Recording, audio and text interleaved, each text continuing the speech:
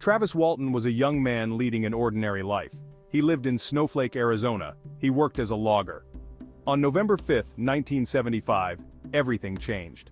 Walton and his co-workers encountered something extraordinary. Walton and his crew were driving home from work. It was getting late. As they drove through the Apache Sitgreaves National Forest, they noticed something strange. A bright light seemed to be hovering over the trees ahead. Intrigued and a little scared, they stopped to take a closer look. The light was coming from a large, metallic, disc-shaped object. It was hovering silently just above the ground. This was no weather balloon or military aircraft. This was something truly unknown. The loggers were mesmerized by the object. They debated about what to do. Walton, known for his adventurous spirit, decided to get a closer look. He got out of the truck and cautiously approached the glowing object. His co-workers watched in stunned silence. As Walton got closer, the object began to emit a high-pitched whine. He hesitated for a moment, then continued forward. Suddenly, a beam of intense blue light shot out from the object, striking Walton directly in the chest. He was thrown back violently, his body lifted into the air before falling limply to the ground. Terrified, the other loggers panicked. They drove away, leaving Walton lying motionless on the forest floor. They were shaken to their core. They had just witnessed something terrifying and inexplicable. Walton's co-workers eventually returned to the site.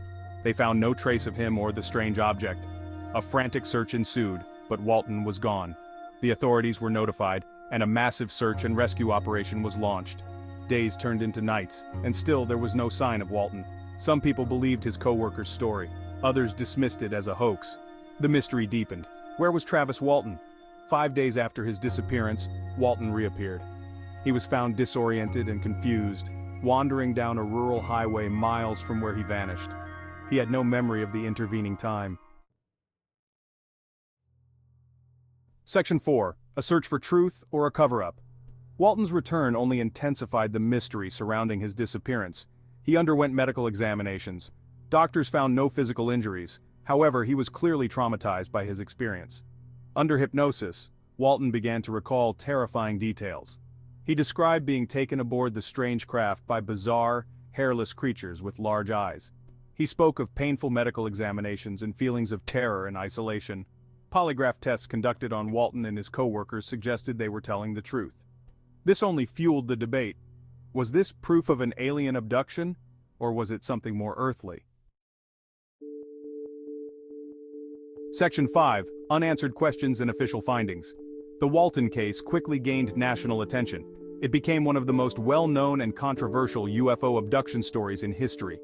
Despite years of investigation, no definitive answers emerged. The official explanation remained inconclusive. Law enforcement officials could neither prove nor disprove the abduction story. The case was eventually closed, leaving more questions than answers. Some dismissed the case as a hoax. Skeptics pointed to inconsistencies in the witnesses' accounts. They argued that there was no physical evidence to support the abduction claim. Section 6. Truth or lies. The debate continues.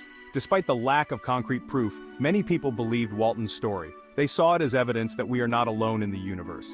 The case became a cornerstone of ufology. To this day, Travis Walton stands by his account. He has consistently maintained that what he experienced was real. He has shared his story in books and documentaries. He has faced both ridicule and support. The Travis Walton case remains a mystery. It is a reminder of the vastness of the universe. It reminds us that there are things we may never fully understand. The case continues to fascinate and divide us. Was it an elaborate hoax, or did Travis Walton truly encounter beings from another world?